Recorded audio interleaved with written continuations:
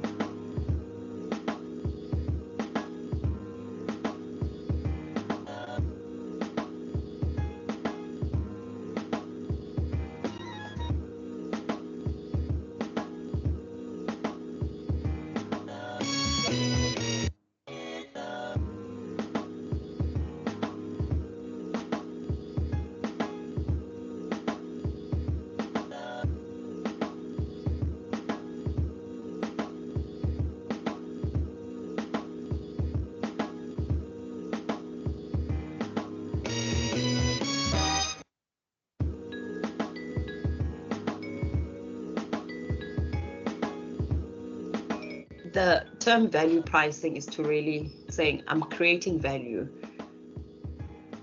with my service offering. And how do I price that? For a newly established business whose founder is so probably obviously very talented and artistic and all those good things put together, the bottom line is resource from a monetary point of view, because this process can be quite expensive and it takes a very long time. The term value pricing is to really saying I'm creating value with my service offering. And how do I price that?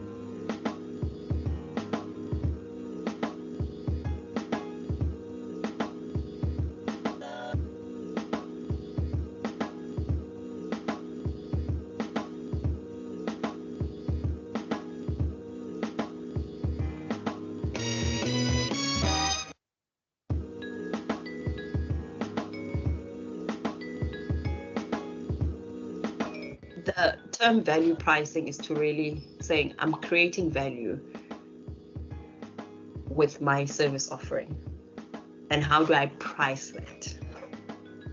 For a newly established business whose founder is so probably obviously very talented and artistic and all those good things put together, the bottom line is resource from a monetary point of view, because this process can be quite expensive and it takes a very long time. The term value pricing is to really saying I'm creating value with my service offering. And how do I price that?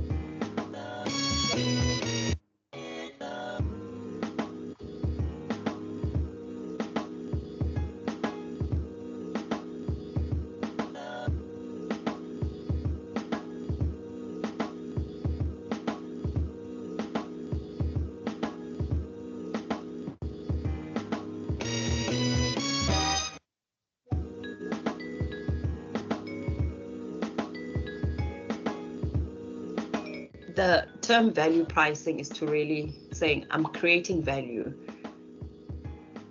with my service offering. And how do I price that? For a newly established business whose founder is so probably obviously very talented and artistic and all those good things put together, the bottom line is resource from a monetary point of view, because this process can be quite expensive and it takes a very long time. The term value pricing is to really saying I'm creating value with my service offering. And how do I price that?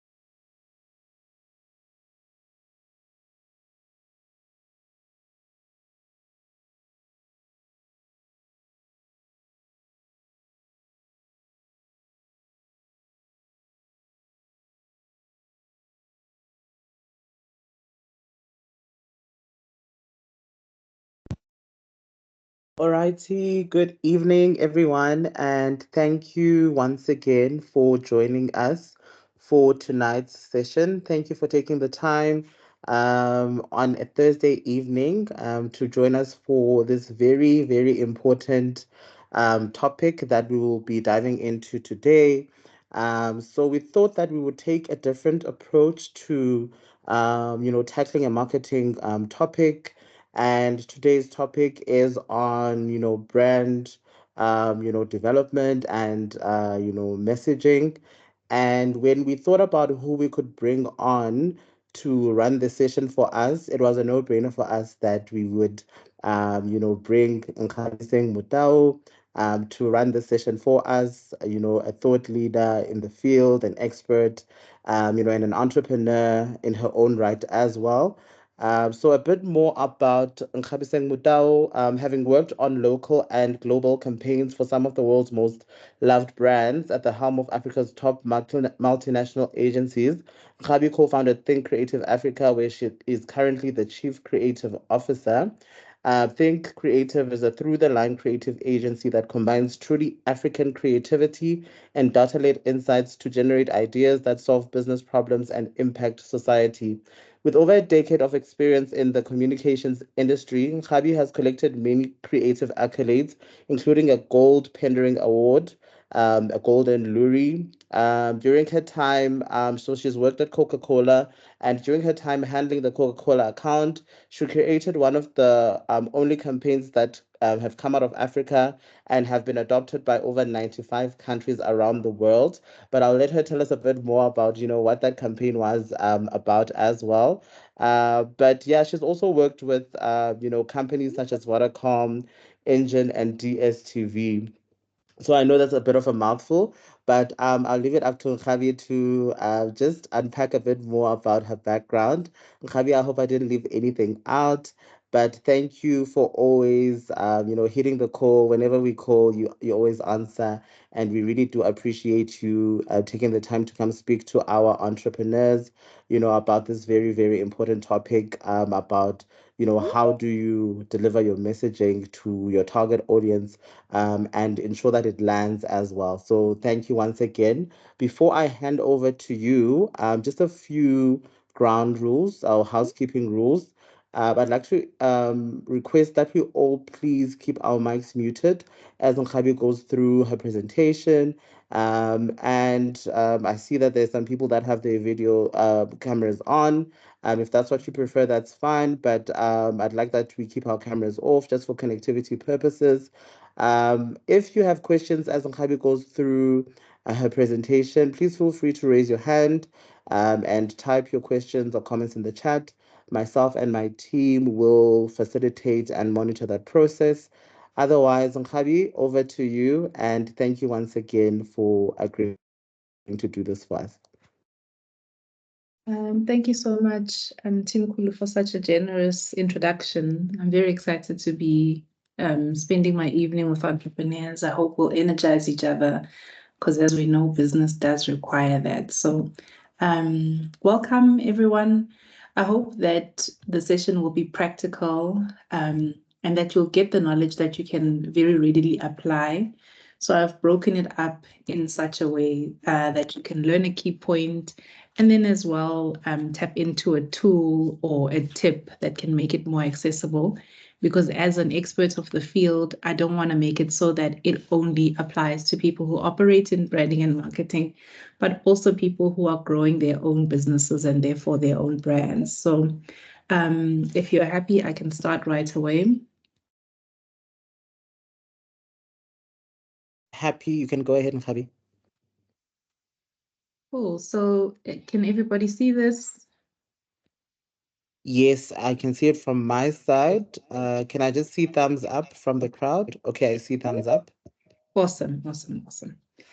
Okay, good evening, guys. I'll start by saying hello again and a little introduction about myself. So I'm Khabiseng Mudau. I'm co-founder and CCO at Think Creative Africa. A little bit of background, I was born in Emalahleni in Mpumalanga. So I'm a Joburg outsider. I'm a mom of a 3-year-old, which in itself requires a whole bunch of energy. And I'm a person who's energized by content around self-improvement, around business growth, personal growth. So hugely into podcasts. So hopefully that gives you a little bit of insight into who I am. I'm not going to talk extensively about my professional background. I love the fact that Tim Kulu set me up so well. But if you'd like to link up outside of the session to find out about me or my advertising business, then I'm happy to do so, and my contacts will be easily accessible through the MyDo team. Okay, so we're going to start with a little bit of an exercise. I want you to think of your favorite brand. I mean, really think about it. Can you see its logo in your mind's eye? Can you hear its tagline or slogan? Do you know what the line is that goes with that brand? And what colors do you associate with that brand? Beyond the colors, what feeling do you associate with that brand? So do you feel energized? Do you feel, happy? Does it exhilarate you? Does it inspire you? What feeling do you associate with this brand? And then think about how do you know so much information about that particular brand? And I think this is really the crux of what we're doing here today. So if I do the exercise with you, let's say my favorite brand is Nike. I can really see that Nike swoosh in my head. I know the tagline, and I'm sure a lot of us do. I know the colors that I associate with them. I know the feeling of motivation of I can actually get up and do something. And then I know all of this information because they've consistently been telling it to me in different touch points over years and years. And what's interesting about that is it's passive learning. Your customers are always passively learning something about your business through your brand. So today, we're going to do an exercise and some thinking, unpacking things that we know about brands, as well as learning how we can apply those attributes to our own brands. So I've got some words on the screen here today. The brand with 3 stripes. Does anybody know what brand this is? I'd love if you do. You could just Adidas. unmute. Adidas, right? Immediately, Adidas, okay? So this one talks to And what brand is this? Nike. Nike, but nowhere does it say Nike on the screen, right? And what brand is this? McDonald's. McDonald's. Okay, so all of us have all this information. We never went to a class.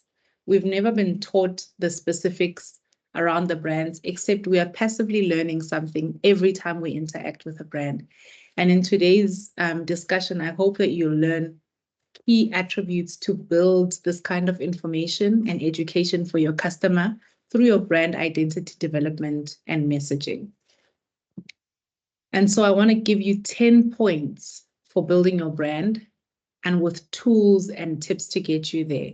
So each slide that is a point will have the key information about the slide, some examples, as well as at the bottom of the slide, something to note. You will see a tip and you will see some tools that you can use to get you there. The first point is this: understand your audience.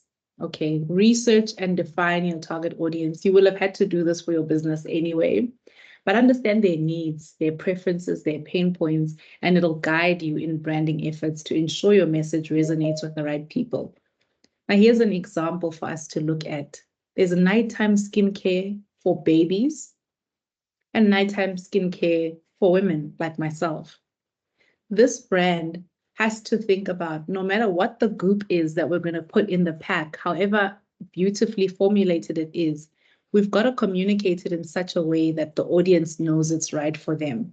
So if I'm a parent and I'm shopping and I'm looking for nighttime skincare for my baby, it should come in a pack that tells me this is for baby. The same goes for nighttime skincare for me. It should come in a pack that draws me in. The brand should show an understanding of who I am and what motivates me towards their product. So if we think about this, there are brands that even have the same item or the same formulation. If we stick with skincare, there's a brand called Epimax. Now, Epimax is the same cream over and over again. There's a yellow pack, which is just called Epimax, I guess, for the whole family. And there's a purple pack, which is called Epimax Baby. Are they the same formulaically? Absolutely. But as a marketer, Epimax knows that I need to signal to people, pick me, I'm made for you. So understanding who the customer is goes beyond just selling to them. Even when you're designing branding cues, like packaging, like your logo, something as simple as your email signature, it should have the customer that you serve in mind. Otherwise, it might go over their heads. So if you don't have children, you're hardly even in the baby aisle. And if you are in the baby aisle, you're probably not getting drawn in by any of the products that are there. It's not a need. If something looks a little bit babyish in the bath aisle, you go, that's not for me. I'm looking for an adult piece of skincare. And so understanding your target audience really helps you build brand cues that are fit for them. The second point is defining your brand mission and values. Now, this is really important because even though it sounds like an airy-fairy thing that goes on slides, customers feel it when they interact with your brand. So you need to clearly articulate what your brand stands for. Its mission, its core values. This helps in building a brand that customers can connect with on a deeper level. So many of us know to feel motivated when we connect with Nike. Many of us know to feel a sense of friendliness when we connect with McDonald's. And these are things that are built in incredibly deliberately. So I've got 2 examples here. These businesses both sell chicken. The example on the right, or my right, your left, or the other way around, this example is for KFC. Now, KFC, their value, their mission, their reason for being is to sell the world great tasting chicken. Great tasting chicken is at the core of their value set. And they talk about this in their payoff line, which is finger licking good. They don't talk about anything else. They don't talk about the fact that it's the fanciest outlet in your neighborhood. They don't talk about a place for connection. They don't talk about the sides that they might give you. They don't talk about health quality of their food. They talk about the taste. And so even when they did an election day campaign, you can see they show this voting finger marker, and it's all about the taste. When the person tastes that delicious chicken and they lick their finger, that's KFC. It doesn't matter if it's election time, it's still about the taste. Conversely, Nando's, which is a really familiar homegrown brand, which also sells chicken. They're about humor, they're about cultural relevance. And it is their mission to unite South Africans through a fresh look at ourselves. And they keep their messaging spicy like they keep their chicken. And so you can see these are both election campaign assets by two chicken brands, but they're so tonally different.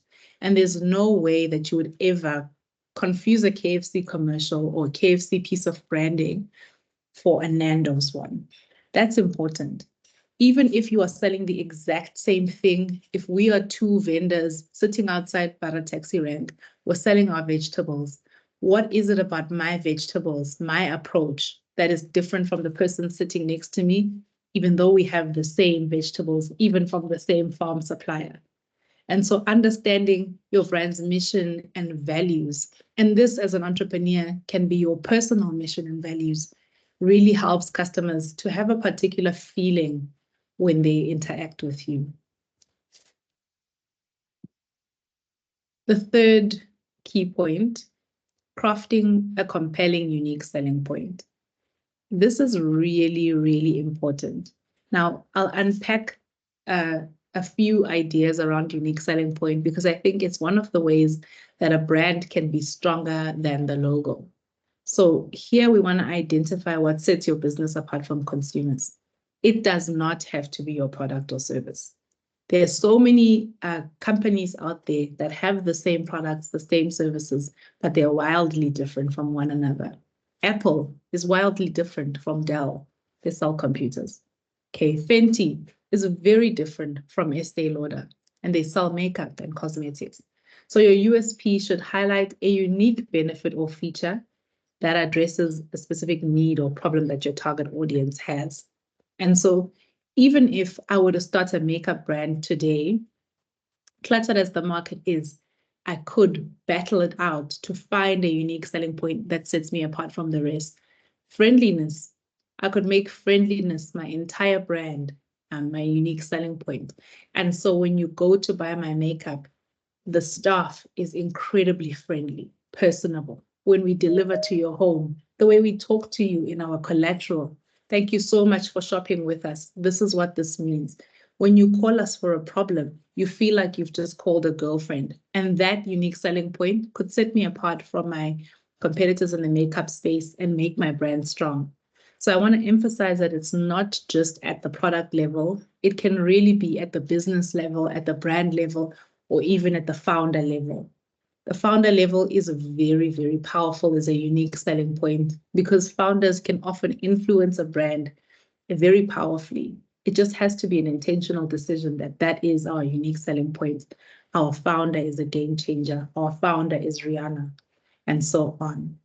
So the example I've got here, Fenty Beauty launched at a time when the makeup industry was not very inclusive.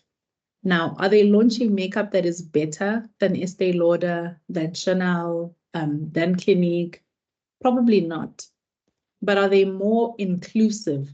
So at my skin tone, as a Black woman, I would even struggle to find the right match. You know, just a few years ago, it feels like forever, but I would. Now, how much more women that are darker than me, women that are much, much lighter than your average, very light-skinned person, Asian women, Black women, Indian women, women with yellow undertone skin, red undertone skin. There's so many things to consider when you're wearing a foundation and you want it to really match. And they took that on as their unique selling point. Rihanna, who's obviously a great icon, she could have made this makeup brand all about her beauty, but she made it about bringing more people into the beauty fold, and she really disrupted this industry. And so even if she doesn't have a better formulation than Estee Lauder, which is actually a legacy brand, so they had more power and more history, she had the shades they never even considered. She talked to the women they never invited in, and that became a powerful symbol. Of course, the rest of the industry had to run and do the same, and they're still getting it wrong because it's not their unique selling point. And that's another important point, is if you have a unique selling point that you communicate clearly, even when others run to do what you're trying to do, they seem like me toos. And so what's important is when you craft yours and you know it's based on a truth of your product, a truth of your business, a truth of your founder, you can be copied, but they'll never do it exactly the way you do. And in the consumer's heart and mind, they will be second. The other example, Estee Lauder, they are all about the formulation. They have cutting edge science. They've been formulating makeup for years. The founder herself was an avid wearer of makeup. They invest in chemical engineering. They invest in makeup technology, and they make sure their foundation goes on like a second skin. Now, if Rihanna came into the market and tried to focus on formulation with Fenty Beauty, maybe she wouldn't have had such great success. But she went for something unique and left Estee Lauder in their unique lane. And that's what's important about a unique selling point. We can have a unique selling point in our product. So something unique in our product, if we're an inventor, an innovator, we're innovating the process of delivering a service like Uber. We're innovating the service itself, so how it works, like the Sugary. There are many brands that are innovative at the product level that have a unique selling point there, but that's not the only place that we can find uniqueness for our brands. And that's really, really important. And once you've worked that out and you build everything around this, you see how easy it is to communicate in a way that stands out.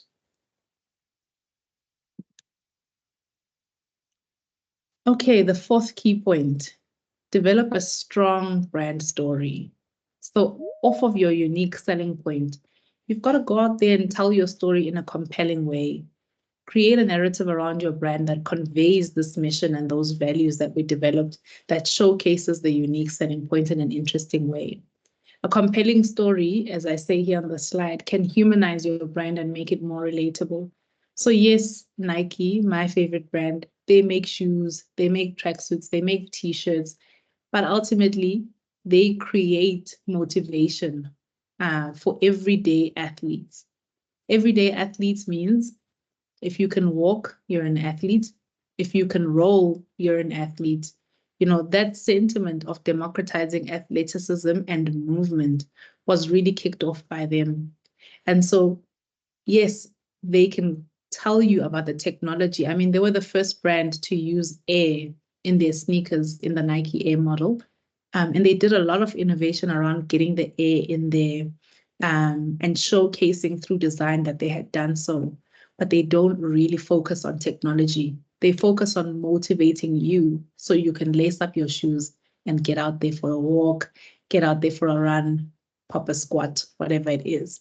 So I love their brand story, and they tell it in a way that is compelling. So in the middle of this big city, they've got a billboard that says, yesterday you said tomorrow, just do it.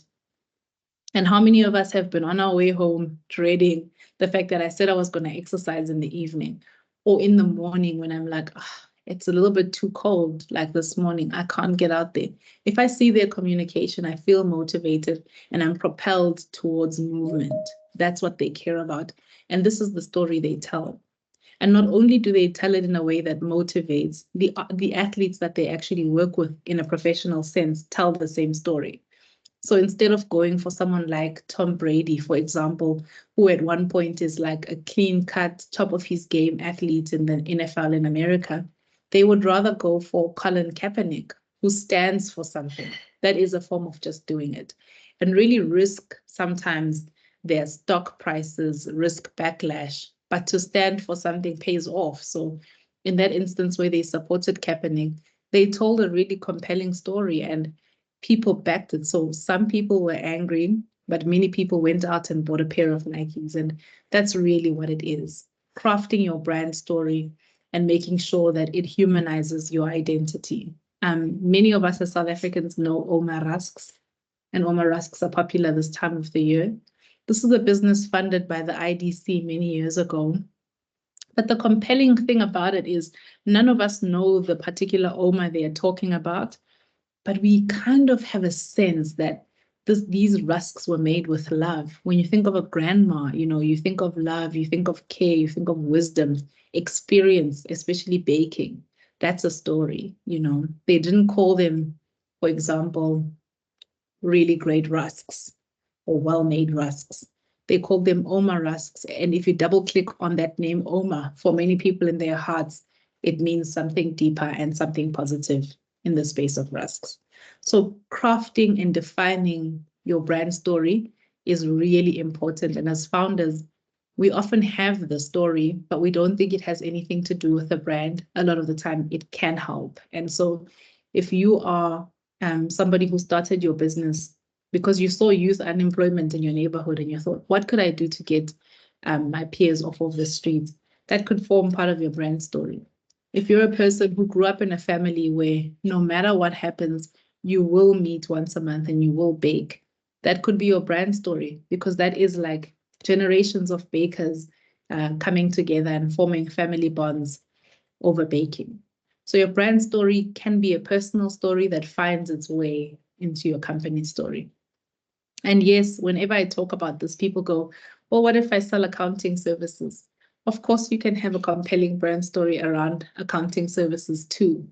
And really, it's about digging deep into the why of your business. If you're an accountant who's offering bookkeeping services to small businesses, you're taking away a huge pain point and you're helping grow businesses to the next level.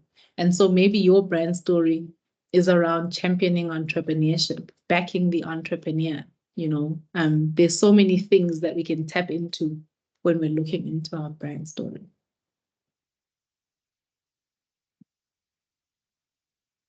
The next point might be a little bit difficult, especially if you're not a designer, but fortunately today there are many tools that can help us translate our vision into a visual. And I've got them at the bottom of the slide, as I mentioned in the beginning. So tools like Canva, Adobe Spark, Looker, there's so many more that you can tap into as an entrepreneur who doesn't have a graphic design qualification to create what you see as a vision. But the idea here is to invest, and I'll talk about what I mean by invest just now, in a cohesive visual identity. That will include a logo, a color scheme, a typography, which is the font. What does the type actually look like? And imagery. So do you have a bottle? Do you have a leaf because you're eco-friendly? Do you have your family emblem or your family totem if you are Smisisondlovu? Do you want an elephant at the center of your identity? Consistency in the visual elements, however, is the key point. It helps in creating a recognizable and professional brand. So note, nowhere do I say perfect. The idea really is in the consistency. So many brand logos feel random. The Nike swoosh, the Coca-Cola script font, so many of them are just kind of like, yes, there's a design rationale about them, but they could easily have been something else. And the idea and the magic comes in how consistently they apply their brand identity. So staying consistent is one of the most important things around visual identity, and it's what will help people remember. So that idea of passive learning comes a lot through the visuals. I keep walking past that business and I see their great big bear on their logo. Eventually, I know what that bear stands for and I know who this company is. So Coca-Cola has always had a text-based logo, although they've evolved it over time. You can see, I mean, from the 1900s to 2009, they haven't changed a heck of a lot. And that really helps. Like anywhere you are in the world, you probably can find a version of Coca-Cola that you instantly recognize. And that takes years. So Yes, you can evolve your brand slightly over the ages, but losing the core is quite a dangerous thing. So my mind brings up the Pep Stores logo, which was recently revised. So Pep Stores has always had that yellow oval with a blue pep in it. They've kept that. They've changed the shape slightly, but it still feels and looks like Pep. So this game is about consistency. And then I come to why I said invest. So invest means you've got to put something into this visual identity at a cost. So it can be at a time cost to you, the entrepreneur, spending hours on Canva, maybe even on Pinterest, doing your research, looking at visual identities that are out there, looking at Behance around what is it that makes a visual identity strong, and then spending time on Canva, Adobe Spark, Looker, on so many different platforms, creating the identity. That's a time cost to you, or a financial cost. So hire a graphic designer. They might be at an intermediary level, like a student or somebody who is a junior. And if you have the funds, even a professional or a company. But this is one of the most important aspects of your brand. And so it's worth spending the time and or the money, putting effort behind getting it right and then keeping it consistent. Okay, the next point here, which goes hand in hand, usually you see it up here next to the logo, the tagline or slogan. You know, I've used words like catchy and memorable. That's important. So it means you're looking at something short, probably something that people can easily remember, something that has a sing-song quality, like I'm loving it. Think about the syllables, think about how easy the words are to say in your tagline. And it should encapsulate your unique selling point and your brand essence. A good tagline quickly communicates what your brand is about. So Nike, just do it. They're a brand about motivation, particularly in sport and activity. But here's an example, L'Oreal, because you're worth it. I like to refer to a good tagline as the truth well told. The well told piece is about crafting the tagline. You know, you could say, instead of because you're worth it, you know, buy yourself one because you do so many things in life for other people. For once, do something for yourself because you're worth it. That's the essence of it. But they sort of reduce it down to its essence. L'Oreal Paris, because you're worth it. And what does because you're worth it mean? It carries so many insights around the consumer. So women in every age are sort of overextended. There's the mental load that we talk about now. There's motherhood, there's work life. There's so many pressures. And being a woman often can represent doing for others, being a great mom, being a great friend, being a great sister. And for once, because makeup is so personal and so superfluous, it doesn't really do anything functional for your life, but it can make you really happy and make you feel good. And so do this one little thing for yourself because you're worth it. Is really, really close to a woman's heart and taps into the culture of womanhood really well. They've evolved how they communicate because you're worth it over the years, using different famous icons to be more inclusive with those icons over time. But it is their truth well told. Sometimes you just want to get a bit of lipstick just for you and enjoy it because you're worth it. And so this is what a slogan can do for you. Now, their slogan doesn't say great makeup. You know, that's one approach. So here I say encapsulates your USP. It could be quite functional. It really could. You know, Uber, when they launched, their tagline was everyone's private driver. And they needed to communicate in a very clear way because their name doesn't tell you what they do. And they were a new entrant in the market trying to grow really quickly. So everyone's private driver, immediately I'm like, oh, a car's going to come get just me. It's not a group taxi. I don't have to go to it. That really did that job. But right now, I think they've got connecting the world or something else that's a little bit more nebulous. And I think that's right for them because their business has changed over time. Now, I've talked about consistency of application. A tagline can be a really powerful asset for you to keep consistent. But if your unique selling point and the core of your business changes so that your tagline no longer fits, then you are at liberty to change it more readily than you would change your logo.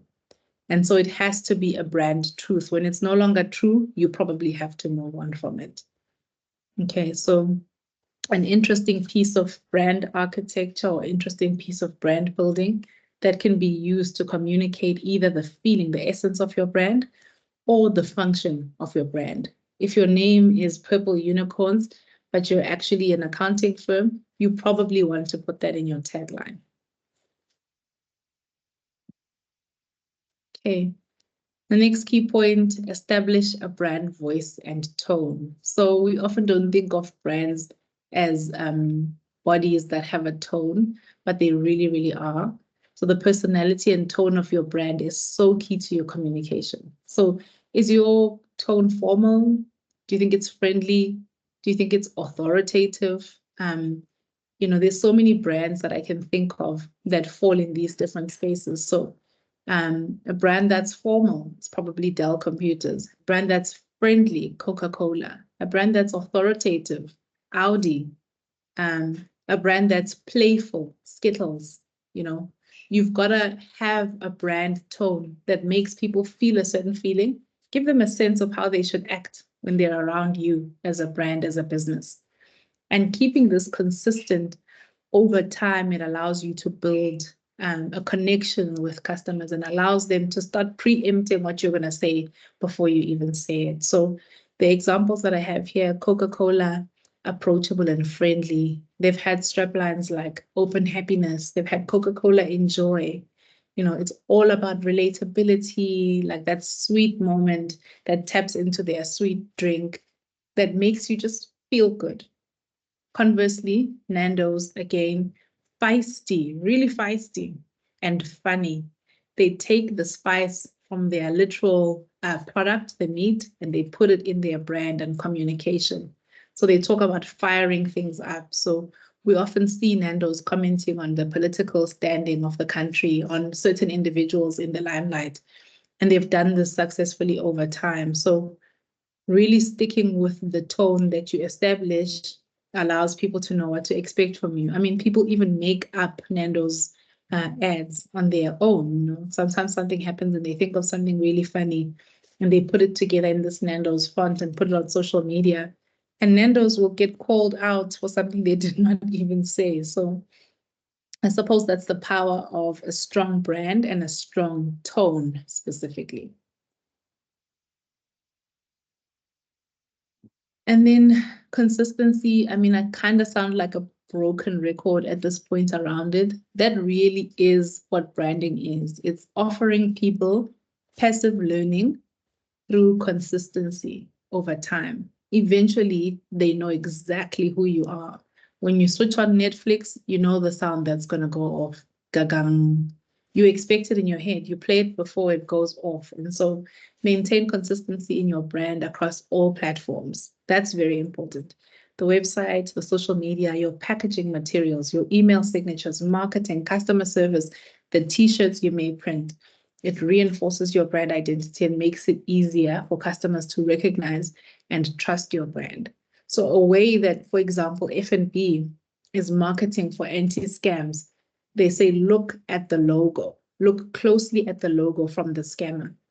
And that's pretty interesting. Lebohang, I do see you. I'll note your question in a sec. And what's interesting about this is there are many different ways to apply a particular brand. So you can see here how Netflix does not apply their branding. So they don't want you to put a white Netflix logo on a red background. No, they don't do that. Okay.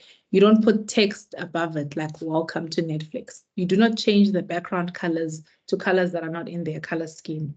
You don't put a drop shadow on it suddenly when you're printing it on a t-shirt. You don't put a crazy gradient on it.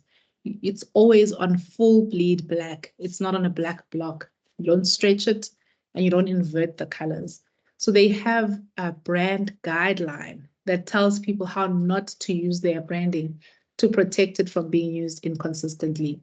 And this is something that you develop over time for yourselves as you're building your brand. This is my logo, this is the color scheme, and this is how it ought to be used everywhere. Okay, Lebogang, do you want to come in?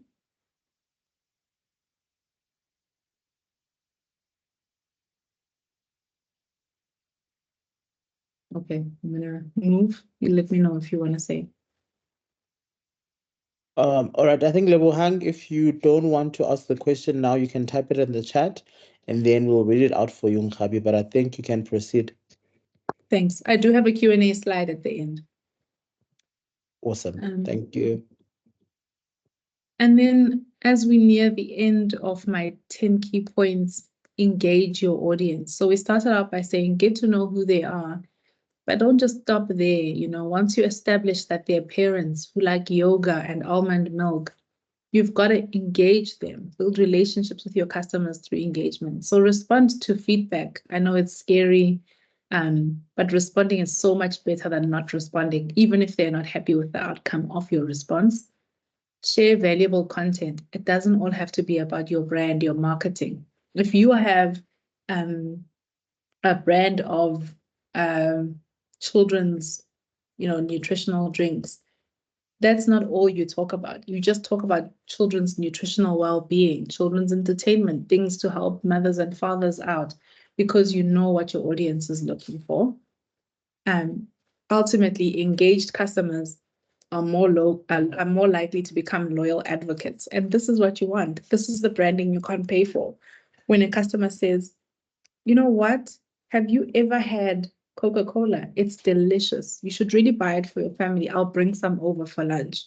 This is something you didn't pay for. It's an interaction you have nothing to do with. But because you've gotten to know this customer, you've served them a brand that appeals to them, you've applied the branding consistently, you engage them, you build a relationship. Ultimately, they feel like, I'm a Coca-Cola girl. They own the brand and they spread it for you.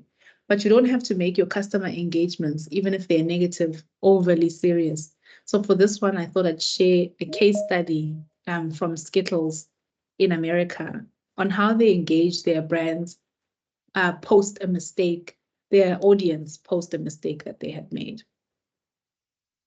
9 years ago, we took away Lime Skittles. Sorry, could you guys hear that? Yes, Nkgabi, we can hear it. Perfect. All right, I just want to check that I shared with computer audio so that it doesn't go spotty. Okay, perfect. 9 years ago, we took away Lime Skittles and replaced them with Green Apple. Turns out, that was a terrible decision. In fact, 130,880 people complained online, and they've continued to complain for 9 years. To generate excitement about Lime's return, we turned to an unlikely source, all that online anger. Instead of just pretending none of it happened, we apologized to all 130,880 people who complained. Because nothing shows how much people love something like their anger when it's taken away. Good morning. In 2013, Skittles upset a lot of people by taking away Lime. Skittles will now apologize to everyone who ever complained. We started by apologizing with a 35-minute press conference, live streamed on Twitch. Cats and Chims writes, I want Lime Skittles. Green Apple is garbage. We're sorry. At Matthew Calloway writes, green Skittles are the physical manifestation of sadness. We are sorry. A record 136,000 people tuned in to watch us respond. Such trash. They taste of green apple and betrayal. The reason I have trust issues. I may as well have bought a vomit bag. Skittles is sorry. Sorry. Sorry. Sorry. Sorry. Are bad.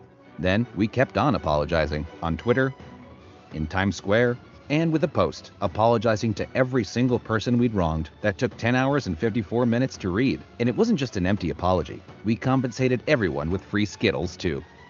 All that corporate remorse did its job.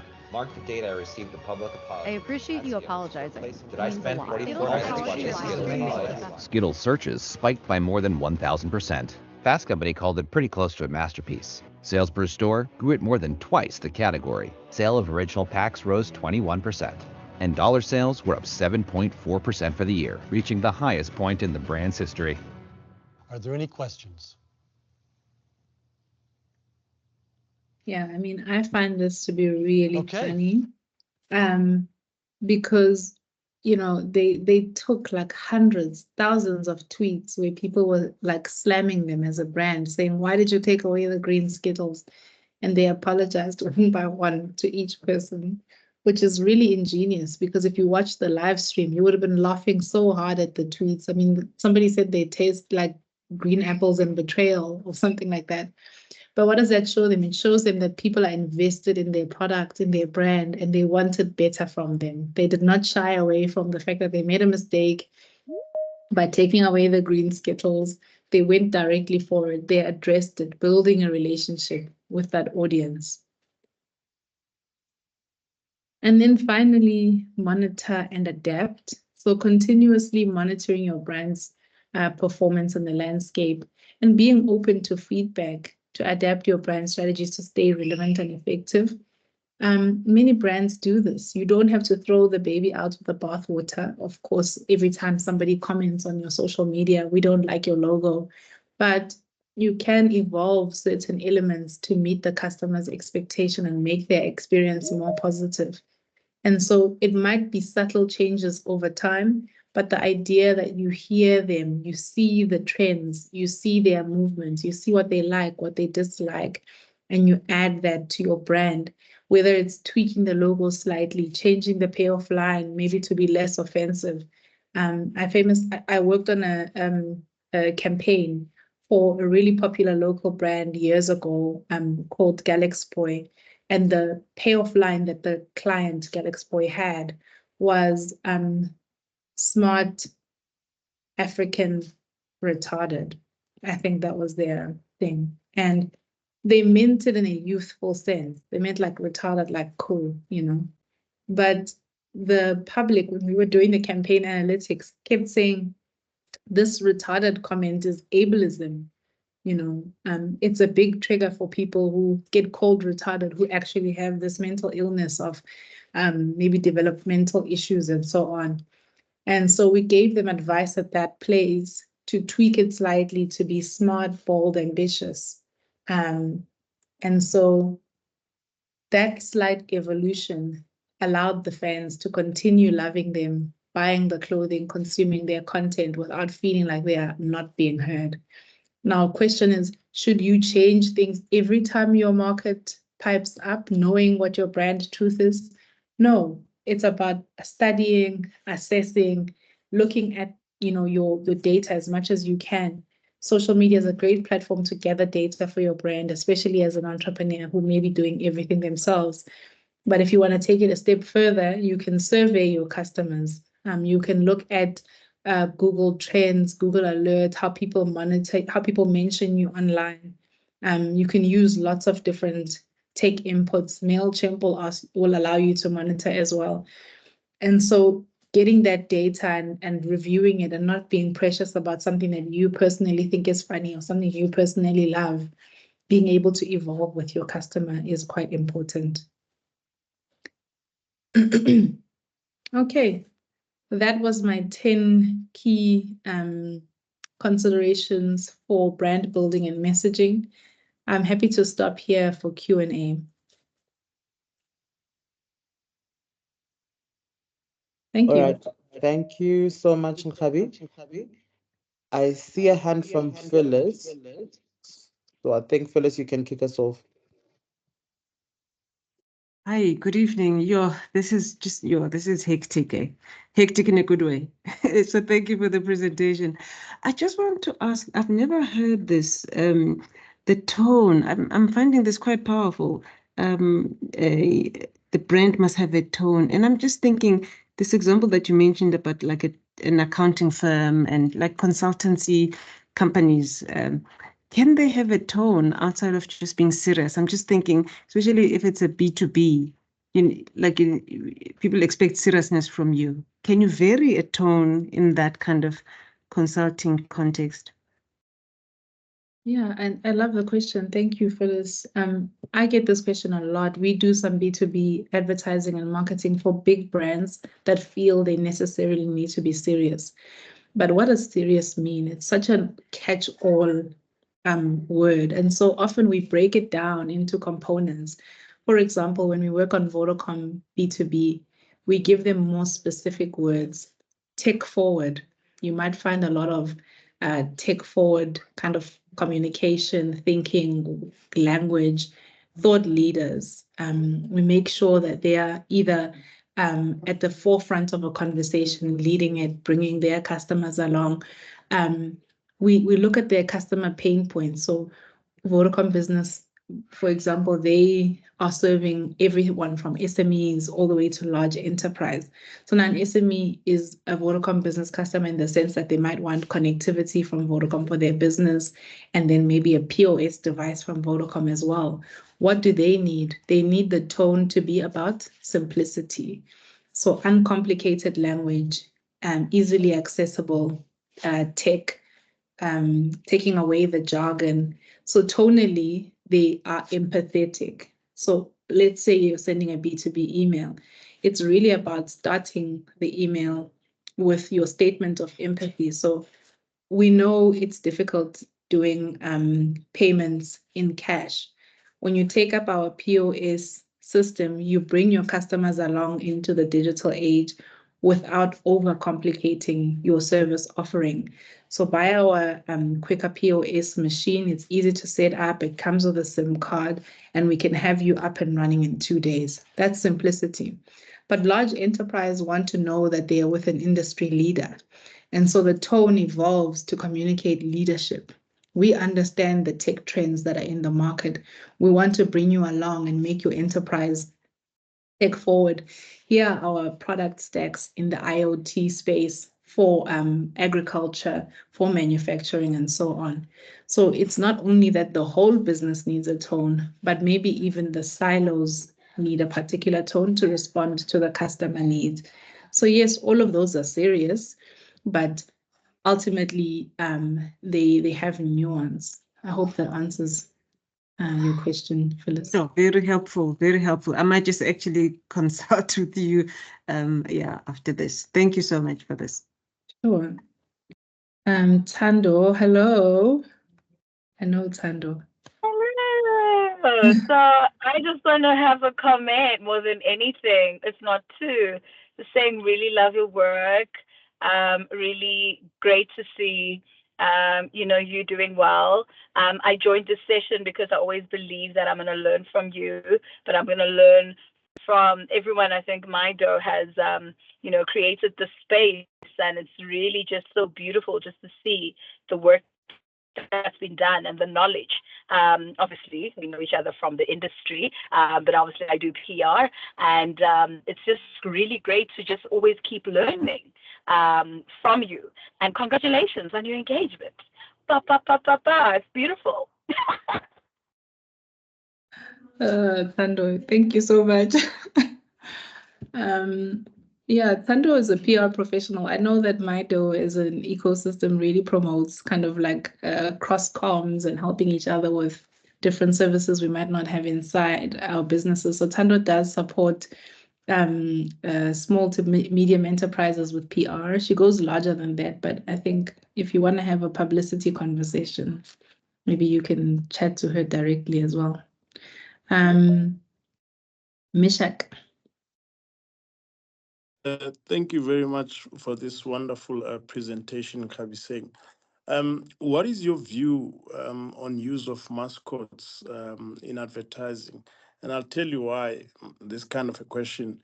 I play mostly in the waste space, which is not exciting, it's dull and all of that. So anything fancy won't really work and doesn't really work. For instance, Mondi, for the longest of times before they changed their name to Impact, they used to have a Roni, which worked very well for them.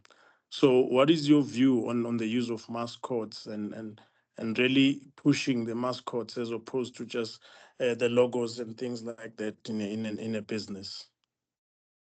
Yeah, thank you, Mishek. This is another great question. I think it's really effective if used well, right? Remember, we talked about what is your unique selling point, what's your brand story, and as well, what's your tone. So in the waste space, you might find that customers, stakeholders, the public find the topic to be kind of dry, and it becomes hard to engage them on a human level. A mascot might help you to bridge that gap. It's also really helpful, additionally, if your mascot is represented in your logo somehow. So if maybe you're bringing the kangaroo from your logo to life when you activate your business, maybe you're doing community development, teaching people about managing their waste. Maybe you're at a stakeholder relations event where you're giving back to the community. Maybe you're showing up at a customer activation and you've got your mascot there to energize people around the topic of waste. I'd say you're doing the right thing. The trick, as I said in the presentation, is consistency. So I have this mascot in my logo or in my branding somewhere. I use it consistently. When it shows up in Pretoria, it looks exactly the same as when it shows up in Kuruman. So just taking care of those hygiene factors can help. But I think a mascot is a really great way to enrich your brand as well. Perfect. Thanks. Daliso? Yeah, hi, Nkabiseng. How are you? Well, thank you. Oh, good. So obviously I'm just like using my avatar and the likes because pretty much in the virtual reality space. So this will actually be the Apple Vision Pro and the likes. But I think the biggest concern that I actually have is just being able to get people to engage with what we're actually doing. And I've been in the space ever since 2017. Obviously, when it came to COVID, it was hygiene issues and the likes. And we've been trying a variety of angles. So I think probably the biggest question that I would actually have would be the branding angle. When does PR come into the picture? Because it's not to say I don't want to be the face and get in front of people and all this other stuff, but I think the focus for me has just been to try and sell, and actually provide value to the market. So for what it's worth, sell through Takealot, Macro, Loot, our own Shopify store, and also to a variety of resellers, and pretty much sell a lifestyle product, which would be Insta360. So for anybody who knows like the 360 cameras, that's primarily what we've actually been distributing in the country. So I'm just curious as to how can that be angled to try and get more people in? Because I understand that when it comes to demographics, it might be seen that, oh, this is only something that only the Asian or European or American market can get into. Whereas I'm like thinking, but it's not that hard. So what would you actually suggest in terms of being able to anchor and actually get more people into the space? Yeah, I mean, firstly, I think it's great that you are in this call already using the technology and showcasing some of what you do, because I'm a firm believer that you should always be telling your story. Everywhere you go, you should be using that opportunity to tell people about what you're doing. So you make a sale, you say, hey, I just made a sale. It's this kind of thing, and this is the way that it's going to help this customer.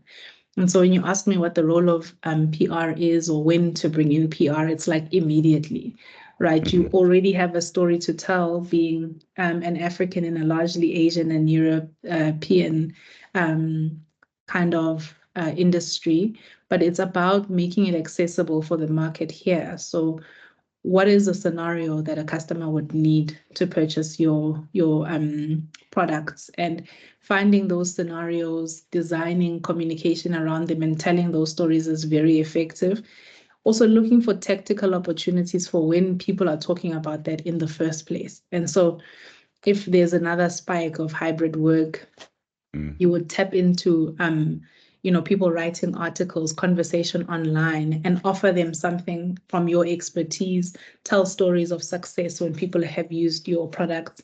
Just constantly use the conversation as a wave that you can ride to talk about your products. And yes, there is a way to do this. Of course, you can look it up for yourself, how to craft a PR strategy for your business, or you can bring in a professional like Tando, who's on the call, to help you craft that. But I think ultimately it's about, I love the idea that you're saying you're out there selling, because that is the primary objective, but then tell people that you're doing that. And so testimonials are like 1,000 years old, but they're still one of the best forms of advertising and publicity. And so what is it about your products, your story, you being in that industry in the first place that's compelling?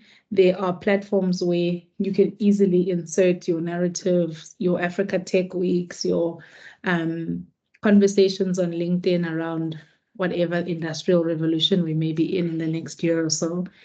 And so taking those opportunities to tell the story is critical. And I think if you have a product where you actually have to do some market making, that means people don't know they need your product until you show them how it fits into their life.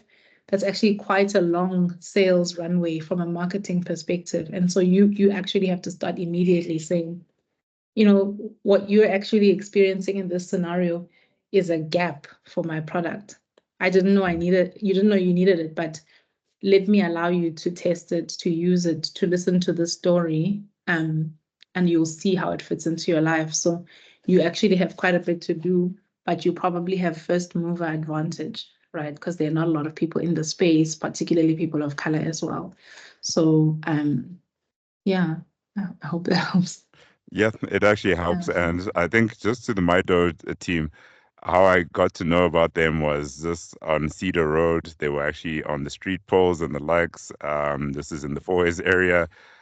I just took a chance. I'm just glad that I'm able to just connect with such wonderful people and people within the industry trying to just grow the space.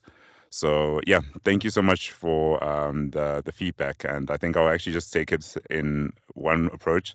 And obviously I'm just like shilling. If you see the billboards on Cedar Road for the Insta360 X4, we've actually paid for that, but we should actually find ourselves doing a bit more action sports. But yeah, thank you so much for the response. Very cool. Thank you, guys. Thank you. Thank you so much, Daliso. And I think I'm just cognizant of time. Nkgabi, I'm just gonna hand over to you to just give closing remarks, parting words to the guys, and then we'll just conclude the session. Yeah, thank you so much for giving me the opportunity. I always love talking about branding, so thanks for the platform. And I truly hope these key pointers were useful and that you look up some of the tools that I had at the bottom of the slide. There's a lot of technology available online for us as entrepreneurs who are doing it primarily ourselves. And I hope we meet in business. Thank you. Thank you so much, Nkgabi. I see a lot of activity in the chat, people connecting, which is what we always love doing. But on behalf of the entire MyDough team, Nkgabi, thank you so much, like I said at the beginning, for always hitting the call. Whenever we pick up the phone and we call, you always agree to do this for us. And it's always a fruitful session, and it adds value. We always get, positive reviews. As you can see in the chat as it's going on now, thank you so much for always agreeing to do this for us. And please do agree the next time we try to rope you into the next one. But to everyone that joined us tonight, thank you for your time and for availing yourselves. Please do join us for our next workshop session, which will be in 2 weeks' time, where we will be talking all things navigating online investment. But from the MyDough team, have yourselves a wonderful evening. We'll see you on the next one. Thank you so much. Thank you. Thank you. Bye. Thanks. Thank you. Thank you so much. Thanks, guys. Bye.